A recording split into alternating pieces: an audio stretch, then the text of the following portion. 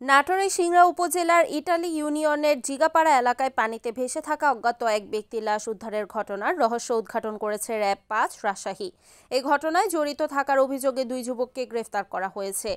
এদিকে নিহত যুবকের পরিচয় পাওয়া গেছে। সে উপজেলার থলকুড়ি গ্রামের শফিকুলের পুত্র জিহাদ। গ্রেফতারকৃতরা হলেন উপজেলা চৌগ্রাম ইউনিয়নের বড়িয়া গ্রামের ফারুক প্রামাণিকের ছেলে সাগর প্রামাণিক ও একই গ্রামের মনসের প্রামাণিকের ছেলে সুলতান প্রামাণিক। তারা হত্যাকাণ্ডের কথা স্বীকার করেছেন। ৩ জন মিলে গাঁজা খাওয়ার পর ২ বন্ধু মিলে শ্বাসরুদ্ধ করে হত্যা করে ভ্যান নিয়ে পালিয়ে যায়। Report Mohammad Motaleb Hossain, NAN TV, Singra, Natore.